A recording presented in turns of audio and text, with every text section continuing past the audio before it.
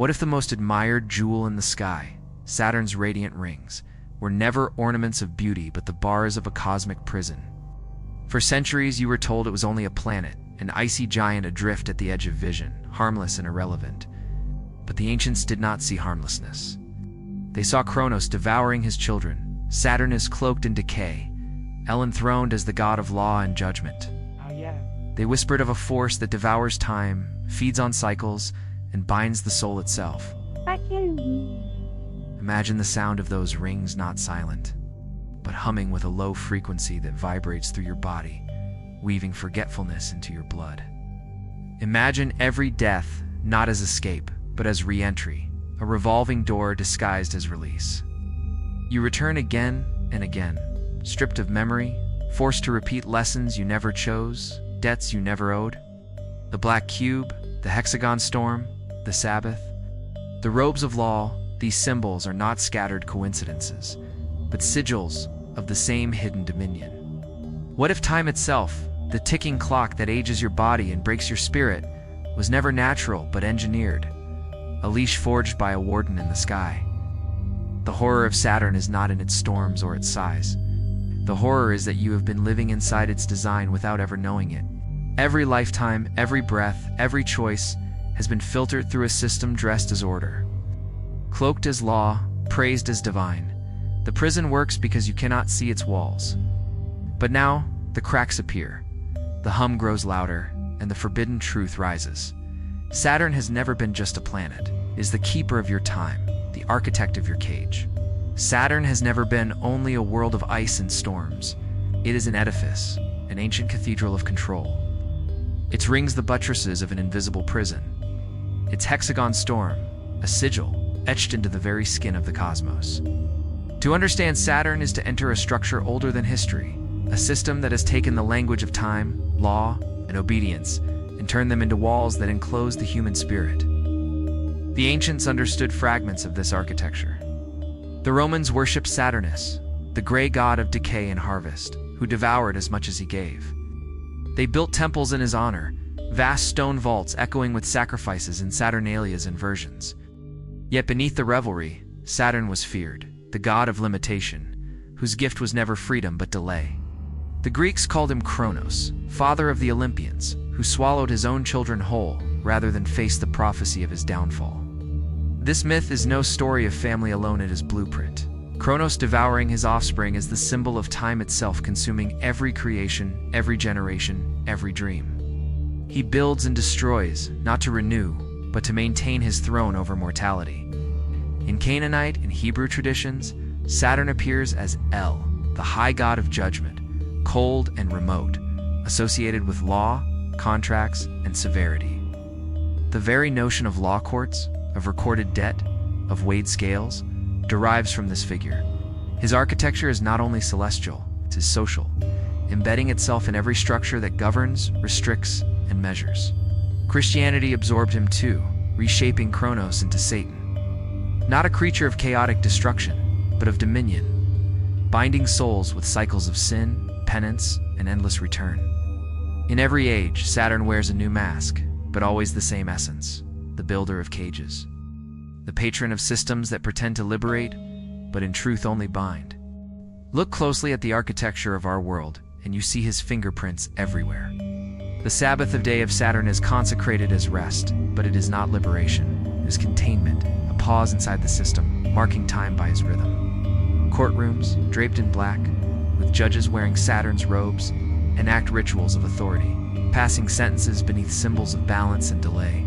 Universities mimic the same liturgy, graduation caps square as black cubes, binding knowledge not as awakening, but as indoctrination into Saturn's order.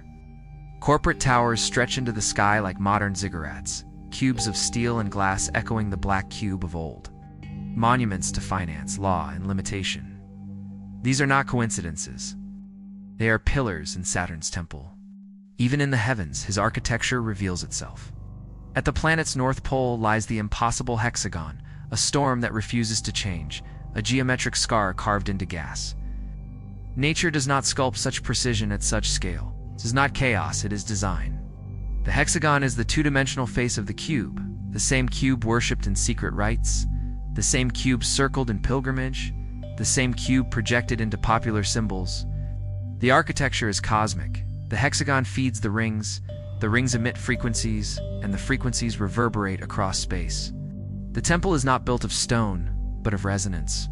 Every soul lives within its walls, not of brick, but of vibration. To live under Saturn is to breathe his time. The ticking of clocks, the deadlines, the aging of flesh, all whisper his presence. Time is the mortar of his architecture, binding every thought with fear of loss, every ambition with dread of delay. You do not need chains when the clock suffices. You do not need walls when years themselves enclose you.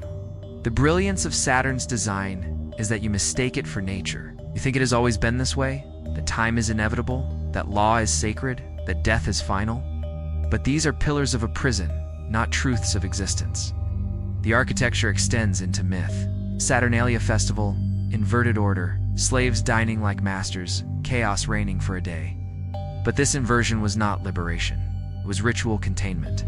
The system mocking rebellion by staging it, reminding all that Saturn grants no freedom without reclaiming it at dawn. Even Christmas carries his shadow, Saturn's red cloak, absorbed into Santa Claus. The calendar bound to solstice, gifts tied to obedience. You were taught to celebrate, but the festival is Saturn's, wrapped in disguise. Why is it that all sacred institutions cloak themselves in black? Priests, judges, graduates, mourners. Black is Saturn's color, the shade of the cube, the hue of law and limitation. Black absorbs light, swallows color, devours like Kronos himself. Every robe, every ritual, every oath sworn in black is a silent offering to Saturn's architecture. You may not bow at his temple, but you participate in it daily, repeating the rites without question. The architecture of Saturn is both visible and invisible. Visible in the cubes, the robes, the calendars, the storms. Invisible in the rhythms of life, the cycles of reincarnation, the contracts of karma. Ancient texts warned of this. The Gnostics spoke of archons, rulers who bound the soul to repetition. The Hermetics whispered of the wheel of necessity. The Buddhists described samsara, endless birth and death. In all of them, Saturn lurks, the archetype of limitation, the warden of the soul's cycle. To see this architecture clearly is to realize that every system you trust, law, time, economy, religion, has been drafted by his design. We're born into it, shaped by it, made to mistake it for reality itself. The brilliance of Saturn's cathedral is that it does not need walls. It needs only belief. As long as you accept time, law, and hierarchy as unquestionable truths, you are already inside. But cracks appear. In dreams, in synchronicities, in the dissonance you feel when the world's rituals no longer satisfy. The architecture trembles because awareness is the one force Saturn cannot calculate. His walls are made of perception, and perception can shift. To awaken is to see the architecture not as sacred order but as cage. Once you see it, you can never unsee. The temple of Saturn is vast, but it is not eternal. Its stones are heavy with the blood of centuries, but every prison has a weakness. And the first fracture is recognition. Symbols are not decorations. They are codes, instruments, vessels of power that outlast empires and whisper messages across generations. In the cult of Saturn, language itself becomes symbol, and symbols become architecture. The planet's rings may shimmer as celestial jewelry, but in the esoteric view, they are not ornaments. They are sigils circling endlessly, binding consciousness within their resonance. The ancients looked to Saturn and saw not a world of storms, but a glyph in the heavens, a cosmic seal carved into the sky. To understand Saturn's dominion, one must read his language, the alphabet of chains etched into both heaven and earth. At the crown of the planet sits the hexagon, a storm impossible in its geometry, stable for centuries, rotating with mechanical precision. 6 sides, endless motion, a symbol older than time. The hexagon is not random whether it is a living glyph, the two-dimensional face of the cube, Saturn's true signature. The cube, black and unyielding, appears wherever his cult hides. In Mecca, millions circle the Kaaba, a black cube draped in veils, unaware that the shape itself is Saturn's. In Jewish tradition, tefillin, small black cubes bound to the body during prayer, mirror the same geometry. In the modern world, the cube appears in corporate logos, the mortarboard square on the heads of graduates, and the very architecture of cities built on grids of confinement. These are not coincidences. They are sigils of Saturn, reminders of structure, boundaries, contracts, and time. Each time the cube is encountered, it whispers its message. Obey the order, accept the limit, live within the square. Black is his color, the shade of mourning, of authority, of judgment. Judges wear black robes, priests don black vestments. Academics mark their initiation into the system with black gowns. Black absorbs light. It devours, conceals. To cloak oneself in black is to assume Saturn's mantle, to embody his principle of restriction. Every courtroom becomes his temple. Every graduation his ritual. Every funeral his mass. Even when participants know nothing of Saturn, they perform his rites, feeding the symbol with energy through unconscious repetition. This is how symbols work, not through belief alone, but through participation. Saturn's day is Saturday, the Sabbath, the time of pause, of restraint. In Hebrew tradition, it is holy, but holiness here is paradox. The Sabbath is Saturn's dominion, the day circled by prohibition and rule. To cease labor is not freedom in his system, but acknowledgement of his clock, his calendar, his reign over time. Saturday bears his name still, the only day unmasked, reminding us weekly of his dominion. To mark time is to speak his language. The calendar itself is a sigil, each year another ring of the prison. The ring itself is his most potent symbol. On fingers, it becomes the wedding band, binding not only to lovers but the cycle of contract. Circles symbolize eternity, yet Saturn's rings symbolize eternity inverted, not freedom, but endless return. A crown of chains encircles the god, and every soul caught in reincarnation wears the same invisible ring. We sing of Saturn's beauty, admire the arcs of light through telescopes, never realizing we are gazing at the emblem of our own confinement. The ring is his alphabet, his loop, his syllable, written across the night sky. Modernity mocks the idea of symbols as superstition, yet they saturate our world. Corporate logos, squares, cubes, rings, and hexagons echo Saturn's code. Governments build institutions on geometric order, their capitals laid out in grids and circles. Even in entertainment, the black cube returns. The monolith of 2001, A Space Odyssey. The Borg cube in Star Trek, the recurring motif in art and science fiction. Fiction, religion, law, finance, they all carry the same glyphs, repeating the same program. Symbols are language, and language is programming. Every repetition deepens the code, embedding Saturn's presence further into the subconscious of humanity. Yet symbols can invert. They do not only bind, they reveal. To recognize the cube as Saturn's, to see the hexagon as a sigil, to name the ring as a chain, this is to break the spell. The symbol loses its unconscious power when seen with conscious eyes. That is why the cult cloaks symbols in familiarity, making them mundane, everyday, ordinary. What better disguise for a cage than to convince you it is home?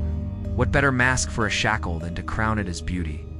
The Gnostics warned of archons who spoke in symbols, weaving illusion through images that bind the mind. The Hermetics taught the principle of correspondence. As above, so below. The cube above Saturn's pole mirrors the cube below in ritual. The ring in the sky mirrors the ring on the hand. The black robes of judges mirror the dark mantle of the god of limitation. To read symbols is to see the correspondence, to decode the architecture. And once decoded, the architecture is revealed, not as natural order, but as deliberate prison. The language of Saturn is everywhere. In the ticking clock, in the black square of the screen before it lights, in the grid of streets, in the calendar, in the rituals we mistake for milestones. You were not asked to swear loyalty. You were taught to participate. Each symbol you encounter draws you deeper into resonance, harmonizing your life with the frequency of limitation. But symbols also hold the key to reversal. For if the cube is confinement, then to unfold it is liberation. The cube opens into the cross, a shape of expansion rather than limitation. A reminder that symbols can be reinterpreted, inverted back against the system that wields them. This is the forbidden literacy. To read the hidden tongue of Saturn, to see the black cube not as sacred but as shackle. To see the ring not as eternity, but as cycle. To see the robe not as authority, but as mask. The cult survives because its language is unrecognized, its symbols mistaken for coincidence. But once the words are read, once the code is seen, the spell begins to weaken. Saturn may still broadcast his signal, but the awakened eye reads his glyphs, not as commands, but as warnings. The language of symbols is everywhere, but so too is the possibility of translation. And in that translation lies the first step out of the prison. Blood has always been the oldest signature. The first covenant inked not on scrolls, but on flesh, the primal payment extracted by gods and kings. In Saturn's dominion, blood is more than lifeblood. It is fuel, offering, and toll. His myths reveal this truth in grotesque clarity. Kronos, Saturn's Greek form, devours his children, swallowing them whole to preserve his throne. This is no metaphor for glutton. It is a ritual of blood, a cycle of sacrifice in which offspring become the currency that sustains the god of time. Each child consumed is another moment bought, another reign extended, another heartbeat stolen. 8. Time itself is purchased in blood, and every mortal who ages, who weakens, who dies pays tribute to Saturn's hunger. The ancients dramatized this in festivals and sacrifices. The Roman Saturnalia, cloaked in revelry and inversion, was not celebration but appeasement, a bloodless echo of older rites where life itself was the gift demanded. In the fields, harvest was stained with sacrifice, animals cut open, their entrails red beneath Saturn's temples. The harvest is time's feast, blood beneath the scythe, and Saturn presides with sickle in hand. Blood is the oldest currency, and it flows to him whether through ritual slaughter or the slow withering of your body across decades. To live under time is to bleed. But Saturn's architecture of sacrifice extends beyond myth into the metaphysical. Each reincarnation is blood paid into his treasury. Death is not freedom, but transaction. The soul, stripped of memory, is cast back into the wheel, born again into flesh, forced to bleed anew. Your lifetimes are installments. You're suffering the interest on a debt you never agreed to. Oh, karma, framed as justice, is his accounting system, keeping track of wounds, extracting payment through repetition. Every tear shed, every drop spilled in war, famine, disease, all are sacrificial offerings, siphoned upward into the unseen altar. You bleed, you forget, you return, and Saturn's reign continues. Consider how blood saturates his symbols. The cube, black and unyielding, conceals within it the cross, a shape of expansion, but also a scaffold of crucifixion. Crucifixion is the ultimate Saturnian ritual. Law, judgment, delay, and the spilling of blood as spectacle. Christ's crucifixion, under Roman rule, is the archetype of Saturn's dominion law, cloaked as justice. Body broken as offering, blood poured to maintain order. Even salvation narratives carry the logic of blood as payment, sacrifice demanded before forgiveness granted. Saturn's signature is carved into the very story of redemption, a reminder that blood always pays the toll. Modernity hides ritual sacrifice beneath different robes, but continues the same currency. Wars erupt, justified by law and order, yet beneath the banners lies the same truth. Blood offered to the machinery of time. Each battlefield is a temple, each soldier's body a burnt offering. Courts pass sentences that strip life away in prisons, in executions, in systems of violence all ritualized under black robes. Even commerce bleeds humanity dry. Sweat, exhaustion, lifespans traded for wages, blood transmuted into capital. The old god no longer demands bowls of gore. He has refined his economy. Now blood is harvested as energy, as time, as life force spent in endless cycles of labor and death. Blood is also memory, and memory is what Saturn steals. Every death erases what came before. Every rebirth wipes the slate clean. This amnesia is a bloodletting of the soul, an internal sacrifice where memory itself is drained. What greater currency than identity itself? To forget is to bleed in the deepest sense, to lose not only your body, but the continuity of your being. Saturn's rings shimmer like arteries encircling the sky, a crown of veins pulsing with the blood of civilizations forgotten, lives recycled, stories erased. The Gnostics warned of this vampiric cycle. The archons, they said, feed on the energy of souls, sustaining themselves through suffering. Saturn, Lord of Limitation, plays the role perfectly. He does not kill, he recycles. He does not free. He bleeds. And the bleeding is endless, because time is endless. Each drop falling like sand through the hourglass. Each grain red with unseen sacrifice. Yet blood is double-edged. What binds can also liberate. In some traditions, blood offered willingly becomes covenant not with Saturn, but against him. The martyrs who spilled blood in defiance, the rebels who died resisting. The mystics who sacrificed comfort for awakening these two gave blood, but not to feed the wheel. Their blood became testimony, a rupture in the system, proof that sacrifice can be inverted. When blood is given in awareness, it no longer fuels the prison but breaks its logic. The ancient rites of conscious death Egyptian, Tibetan, Hermetic taught initiates to face death not as transaction, but as transition. Spilling blood not to Saturn but to memory, carrying awareness through the veil. This is the forbidden truth. Saturn does not own blood. He only collects it when it is unconscious, when it flows without awareness. To awaken is to redirect it, to consecrate it differently. The same blood that feeds the wheel can stain the prison walls, cracking its foundation. Every cut, every scar, every wound can be inscription instead of payment, if remembered. Blood is the oldest currency, but it can also be the oldest rebellion. So you bleed, and in your bleeding you face the question, who receives the offering? You pour it into the rings, into the cube, into the endless cycle? Or do you consecrate it as covenant of awakening, spilling not in ignorance, but in remembrance? Saturn demands sacrifice, but sacrifice inverted becomes liberation. The body will always bleed, but the soul can choose how that blood is written into eternity.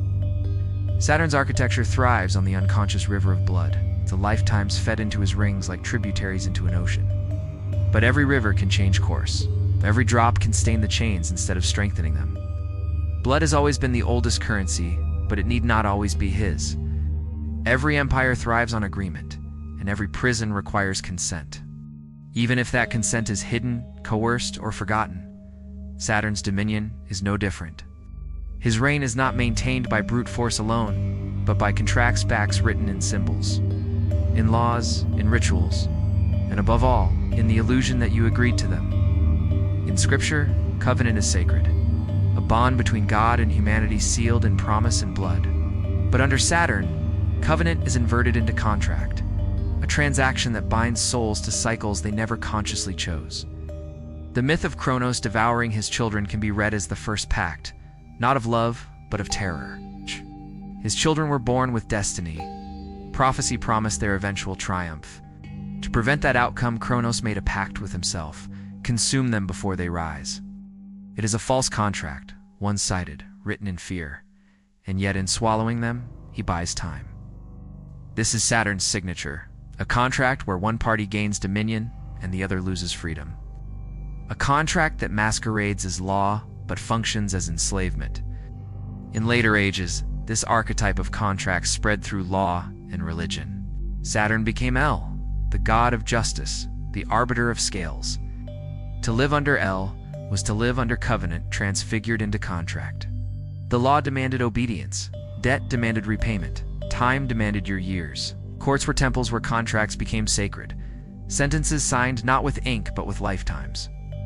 In black robes, judges still enact this Saturnian ritual, binding individuals with words pronounced as law, sealing them within structures of punishment.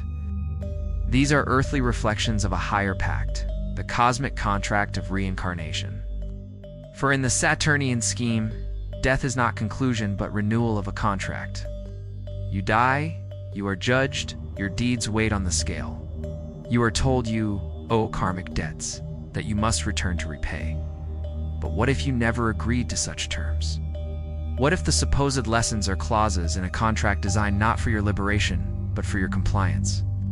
Karma, in its original sense, was rhythm, momentum, the echo of actions. But Saturn twists it into ledger, debt, obligation. You return again and again, not because you choose, but because the contract demands it. The soul is tricked into signing, persuaded by illusions of light and comfort at the threshold of death. Without memory, you cannot contest. Without awareness, you sign by silence. The pact renews, the prison persists. Look at how earthly contracts mirror this. When you take on debt, you may not understand the fine print, yet you are bound. When you take employment, you trade your hours, your time, Saturn's dominion for wages, even social contracts. The unspoken rules of society bind you with expectations you never signed. You are told you agreed simply by being born, as if existence itself is consent. These are echoes of the cosmic pact, repetitions of the same archetype. You never chose, but you comply, because the system declares your compliance inevitable. Saturn's cult has refined contract into ritual. Every signature, every oath, every pledge echoes the ancient pact of bondage. The cube, his symbol, is also contract. It is structure, boundaries, the box you cannot escape. To live within the cube is to accept the rules of its geometry, lines, corners, confinement. When graduates stay in their square mortarboards, they symbolically enter the contract of society, knowledge received in exchange for decades of time. When pilgrims circle the black cube in Mecca, they renew the cosmic contract of devotion. When lawyers draft contracts in black ink, when judges pronounce sentences in black robes, they serve as Saturn's scribes, writing clauses into the book of law. These rituals reinforce the pact, binding not just individuals, but entire civilizations. But no contract is eternal. Contracts can be broken, renegotiated, rejected. The Hermeticists taught that awareness is the key. To see the pattern is to step outside of it. If karma is contract, then the way to liberation is not to repay endlessly, but to refuse the premise. To awaken at death is to see the tunnel of light not as salvation but as bait. To decline the false review is to reject the clause. To remember is to void the pact. This is the forbidden knowledge, that the prison continues only with your silent agreement. Saturn's brilliance lies in disguising contract as covenant. A covenant is gift. A covenant is trust. A contract is punishment. The two appear similar, both sealed in ritual, both invoking divine witness. But one frees while the other binds. Humanity has been persuaded to mistake Saturn's contracts for divine covenants, mistaking bondage for law, delay for virtue, judgment for salvation. This is the greatest deception. The belief that suffering is sacred, that pain is lessened, that endless return is growth. The pact thrives because you believe it is covenant and therefore holy, yet cracks appear. Mystics across cultures have whispered of liberation beyond the cycle. Egyptians practiced the art of dying, training the soul to navigate the underworld without signing new contracts. Tibetans mapped the bardo, the liminal state, teaching initiates how to remain lucid, to refuse false lights. Hermetic texts spoke of mental sovereignty, the power to define your own vibration, to rise above Saturn's frequency. These are manuals for breaking the pact, instructions for souls who remember. And so the question remains, what pacts have you signed unknowingly? With governments, with employers, with churches, with unseen powers at death.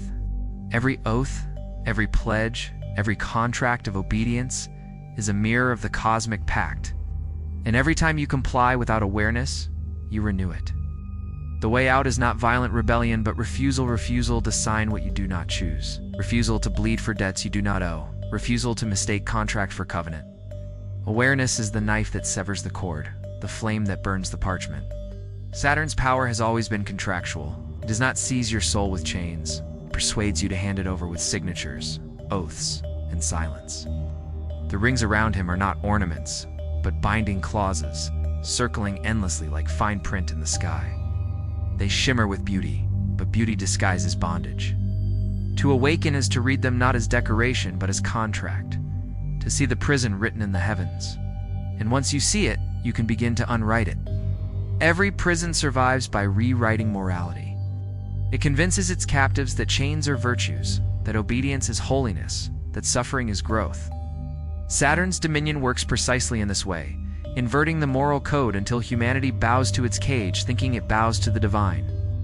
What was once rebellion becomes sin. What was once sovereignty becomes arrogance. What was once freedom becomes chaos. The system thrives not by denying truth, but by inverting it. Consider Kronos devouring his children. In a sane world, this act is monstrous of father, consuming his offspring to preserve power. But in Saturn's world, the narrative is reframed. Devouring is reinterpreted as necessity, limitation is justice, restriction is order.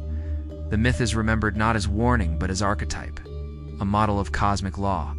Time consumes all, therefore it must be righteous. Death comes to all, therefore it must be holy. This inversion turns atrocity into law, horror into inevitability.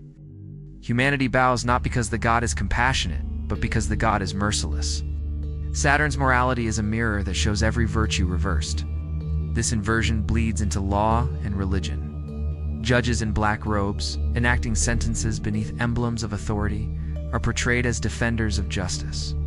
But what justice is it that thrives on delay, on punishment, on confinement? True justice would heal. Saturn's justice confines. And yet humanity is trained to call it righteous. The innocent are punished by time itself, aging, weakening, dying, and we call this natural order. The guilty are bound by courts and prisons, and we call this morality. The system ensures that what harms you is presented as sacred, and what liberates you is demonized. In Christian tradition, Saturn's inversion is most striking. Kronos, the devourer, is transfigured into Satan, the adversary. Yet this Satan is not chaotic destruction, but meticulous judgment, obsessed with cycles of sin, penance, and repetition. Obedience is elevated as supreme virtue. Questioning is condemned as pride. Rebellion is labeled damnation.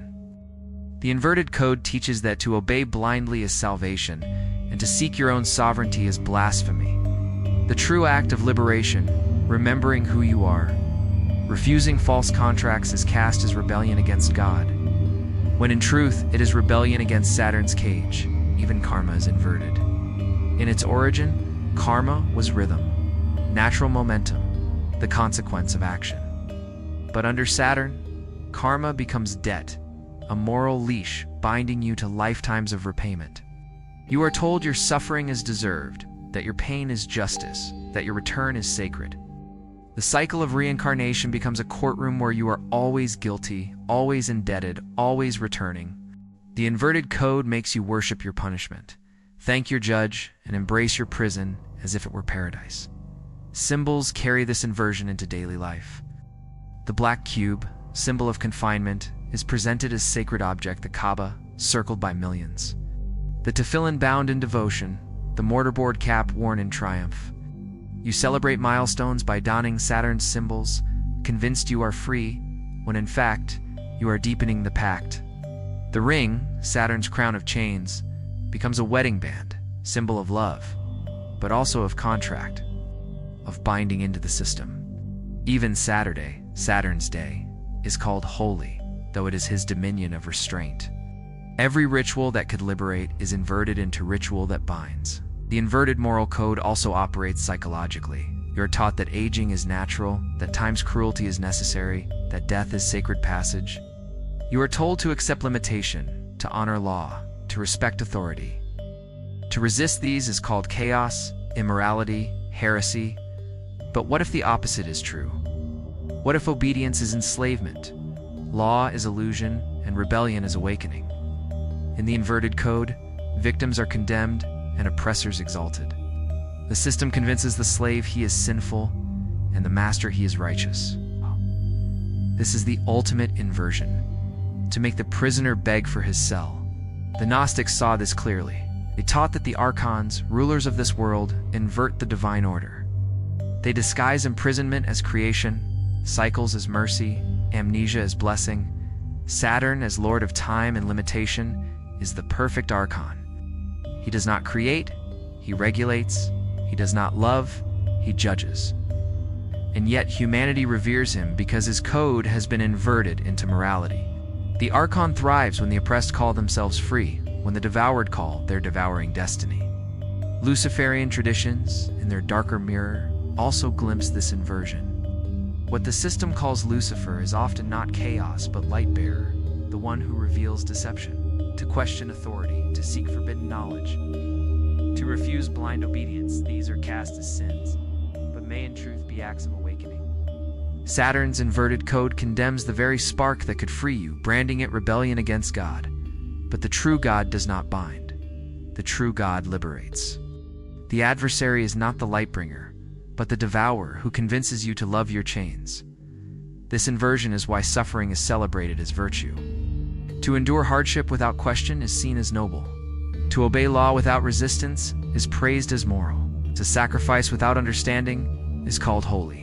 And all of these feed Saturn's dominion. The true virtue's awareness, sovereignty, remembrance are dismissed as arrogance or heresy. The inverted moral code ensures you will fight against your own freedom, defending the system that enslaves you. To break this code is to see it for what it is. To realize that not all suffering is sacred, not all law is justice, not all obedience is holy. To awaken is to flip the mirror back. To recognize that rebellion against falsehood is virtue, that questioning is faith, that freedom is the highest morality. This is not the chaos Saturn warns against. It is the restoration of order, the covenant unbroken from the beginning. The inverted moral code is Saturn's most powerful tool because it does not bind your body, but your conscience wide. It convinces you that to resist is wrong, that to accept is righteous. As long as you believe this, the prison holds. But once you see the inversion, once you call it by name, the illusion falters. The judge in black robe is no longer holy, but hollow. The cube no longer sacred, but shackle. The ring no longer eternity, but chain. The code is inverted, but you can invert it back. And in that inversion lies liberation. When you no longer confuse obedience with salvation, when you no longer accept suffering as sacred, when you no longer bow to the cube, the robe, the ring, you step outside the moral code that has bound you for lifetimes.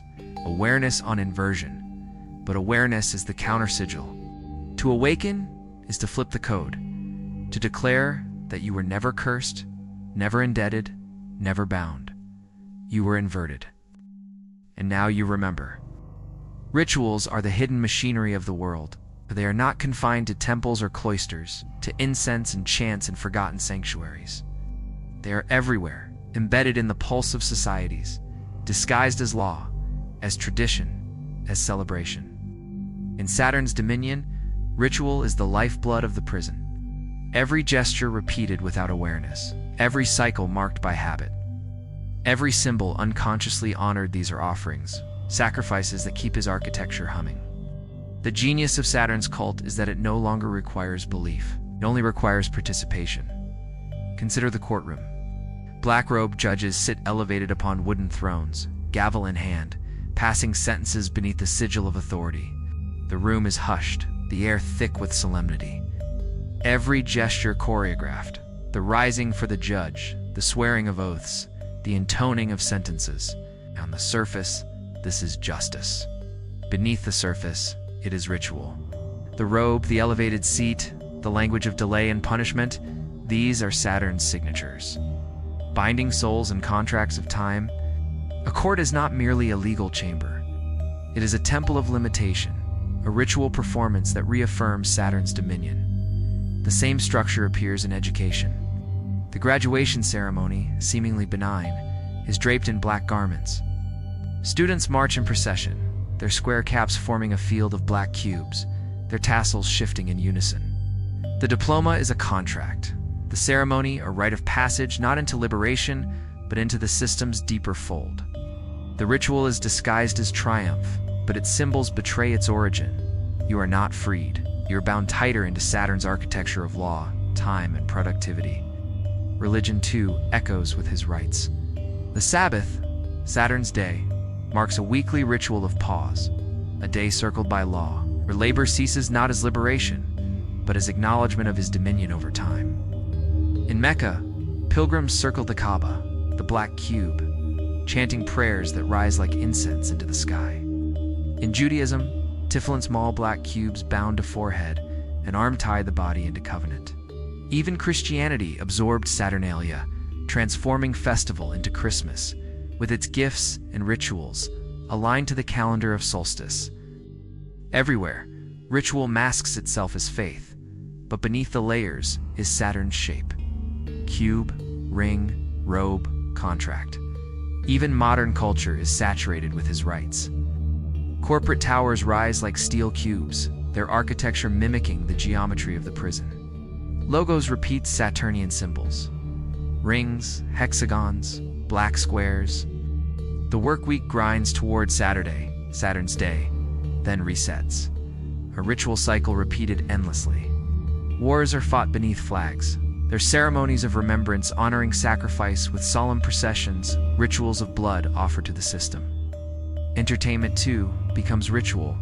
Millions gathering at fixed times to watch spectacles, their attention bound into loops of repetition. These are not random. They're orchestrated rhythms, rituals that reinforce order without requiring belief. Rituals even inhabit the body. Circadian rhythms, menstrual cycles, the marking of birthdays and anniversaries are bound to Saturn's dominion of time. Clocks tick, calendars flip, bells toll to mark hours. You bow your head when the workday begins and ends, stand when an anthem plays, cheer when fireworks ignite at year's turning. Every gesture is ritual disguised as routine. You need not know Saturn's name to serve him. Participation alone sustains the system. The inversion is subtle. Ritual should be sacred technology, a bridge to the divine, a way of aligning body, mind, and soul to higher realms. But Saturn's cult has inverted it into programming, a way of aligning humanity to cycles of limitation. Instead of liberation, rituals enforce conformity. Instead of awakening, they perpetuate amnesia. You think you are celebrating, honoring, commemorating, but in truth you are rehearsing the prison's liturgy. The Gnostics warned of this liturgical trap. They spoke of archons who feed on worship, who thrive not on devotion but on repetition. The Hermetics understood ritual as technology, but warned that it could be hijacked. Saturn's cult mastered this art, turning every human rhythm into a liturgy of limitation. From cradle to grave, your life is marked by rituals you never chose. Baptisms, graduations, marriages, funerals, which is cloaked in symbols. Each repeats the cube, the ring, the robe, the contract. From birth you are bound, from death you are judged. In between them you repeat the rites that keep the prison turning. But rituals, like symbols, can be inverted back. Awareness is the key. When you see the black robe not as sacred but as Saturn's mantle, the ceremony loses its unconscious grip. When you recognize the cube as shackle, not shrine, circling it becomes choice rather than compulsion. When you mark Saturday not as holy pause, but as Saturn's day, you begin to step outside the rhythm. Awareness transforms ritual from programming into portal. It is no longer a script imposed, but a tool reclaimed. This is the forbidden truth. You are never without ritual. Even silence, even breath is ritual. The question is not whether you perform them, but which ones you perform and to whom you offer their power. Do you march in Saturn's procession, feeding his architecture with every repetition? Or do you reclaim ritual as rebellion, marking time not by his clock, but by your own awareness? Look again at the world. See the rituals of courts, of schools, of nations, of religions. Beneath them runs a current of limitation, repetition, and delay. But look deeper, and you will see cracks. Mystics who turned ritual into liberation. Traditions that taught conscious dying. Practices of meditation, breath, and vision that reclaimed cycles as tools, not traps. These are counter-rituals, the hidden liturgies of freedom, waiting to be remembered. Rituals are everywhere. They are the hidden engines of reality. Saturn's cult has woven them so deeply into the fabric of life that you can no longer tell where routine ends and ritual begins. But once you see the pattern, you cannot unsee it. And once seen, ritual becomes choice. You can feed the prison, or you can starve it. You can rehearse the cycle, or you can rewrite it. The altar is everywhere, but so too is the opportunity to invert it. Saturn does not require your faith. It requires only your repetition. Every time you rise for the judge, bow to the robe, flip the calendar, watch the clock, you feed his dominion. But the moment you see the ritual, the spell begins to falter. Ritual is the secret engine of his prison, but awareness is the ritual that ends it. Awakening to Saturn's system does not arrive with thunderbolts or sudden ruptures. It begins as a faint static, a dissonance humming beneath the rhythm of daily ritual. A clock ticks, but something in you questions why its sound feels like a chain. A robe drapes across the shoulders of a judge, a priest, a graduate, and you see not dignity but Saturn's mantle of confinement. The ring glitters on a finger, once a symbol of love, now a chain circling endlessly. These glimpses accumulate until the illusion begins to crack, and the truth emerges like light seeping through fractures in stone. The world is not neutral, it is a prison of cycles, and Saturn is its warden. The first stage of awakening is recognition. To name the symbols for what they are. To see the cube not as shrine but cage, the hexagon not as wonder but sigil, the Sabbath not as rest but control. Recognition is exorcism, stripping the symbol of its unconscious power. The cube feeds on ignorance, the ring thrives on admiration, the robe survives through reverence. When you recognize them, the spell falters. What once bound you silently now stands naked as mechanism. Awareness itself is an act of rebellion. The second stage is memory. Saturn's greatest theft is not freedom, but continuity. By wiping memory at death, he ensures the soul cannot contest the contract. Amnesia is ritual sacrifice. Each life drained of its story. Awakening demands remembrance not only of personal past, but of archetypal truths. Mystics across traditions left maps for this. Egyptians inscribed the Book of the Dead to guide the soul through the underworld. Tibetans composed the Bardo Thotal to train awareness beyond death. Gnostics taught secret names and passwords to bypass the archons. These were manuals of memory, counterspells against Saturn's amnesia. To remember is to refuse his contract. To die with awareness is to leave the courtroom unsigned. The third stage is vibration. Saturn imprisons through frequency, his rings humming like iron bars, his cube resonating like a tuning fork of limitation. To awaken is to shift frequency, to tune yourself beyond his range. Hermetic law speaks of vibration, polarity, correspondence, the ability to move consciousness out of resonance with the prison. Meditation, mantra, ecstatic vision, these are not mere practices, they are counter-frequencies. When you alter your vibration, Saturn's signal grows faint, static invades his broadcast, and cracks form in the cage. The prison depends on resonance. Without it, the walls dissolve. The fourth stage is refusal. The system survives on contracts, implicit or explicit, earthly or cosmic. Every oath, every pledge, every silent acceptance renews the pact. Awakening means to refuse what you did not choose. To live consciously, rejecting rituals that bind. To die consciously, refusing the lighted tunnel if it is a trap, refusing the judgment if it is false, refusing the ledger if it is rigged. Refusal is not chaos, but sovereignty. It is the soul declaring, I will not sign. Without consent, the contract falters. Without agreement, the pact dissolves. Refusal is Saturn's true adversary. The final stage is remembrance of destiny. The prison teaches you that life is meaningless repetition, suffering without purpose. Awakening reveals that even within cycles, destiny can pierce through. The myth of Kronos warns of prophecy that his children will rise against him. Every soul is that prophecy. You are not meant to be devoured, you are meant to dethrone. Awakening to Saturn's system is not merely escape. It is rebellion, participation in the ancient prophecy that Kronos feared. Each act of awareness is a crack in his dominion, each refusal a fracture in his rings, each remembrance a blow against his reign. Imagine the prison at scale. Billions of souls circling, feeding, repeating. Now imagine the hum disrupted. Awareness spreads like contagion, one awakened soul infecting another with vision. Rituals lose their grip, symbols are reinterpreted, contracts voided. The rings tremble, the cube vibrates off-key, the hexagon storm begins to dissolve. Awakening is not solitary. It is collective. The prophecy is not of one child, but of many. Countless souls rising in remembrance.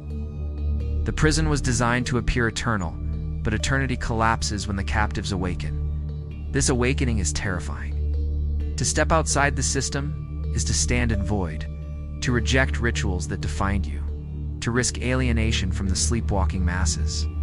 The world will call you heretic, arrogant, mad. Saturn's inverted moral code ensures your rebellion is demonized. But every mystic, every rebel, every light bearer has faced this. To awaken is to walk in shadow, to carry forbidden fire, to see what others cannot. It is not comfort but burden, not escape but responsibility. Yet it is the only path out of the wheel.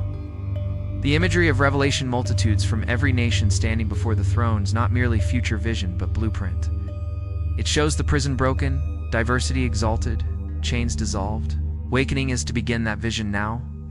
Each choice to remember, each refusal to sign, each reinterpretation of ritual is participation in that chorus. You are not merely escaping or building the counter-ritual, the temple of freedom within the ruins of Saturn's cathedral. The truth is harsh. You were never free within his system. Every birth was debt, every death a renewal, every joy overshadowed by the clock. But awakening shatters the illusion. The bars of the rings are not eternal, the hum of the cube not absolute. They hold only as long as you do not see them. Once seen, they falter. Once resisted, they break. Once remembered, they end. Awakening to the system is not final liberation, it is first light. The prison still stands, but you no longer mistake it for home. The rituals still echo, but you no longer bow unconsciously. Contracts still exist, but your hand is withdrawn from the pen. You awaken into liminality, half inside, half outside, aware yet still embodied. From here the true work begins. To live in the world without feeding its ritual, to die without renewing its contract, to carry memory through the veil. This is the forbidden path, the only path, and so you awaken. You see Saturn's rings not as beauty, but as chains. You see the cube not as shrine, but as cage. You hear the hum not as silence, but as spell. You feel the weight of time not as law, but as lie. And in that moment of recognition, you step outside the moral inversion, outside the prison's design. You are not yet free, but you are awake. And once awake, you can never sleep again. The rings still hum, the cube still turns, but their dominion ends where your remembrance begins. Saturn's prison was never unbreakably. It was ritual sustained by your silence. Now you have seen its sigils. Comment your thoughts, subscribe and return, for the next veil will shatter in darker revelation.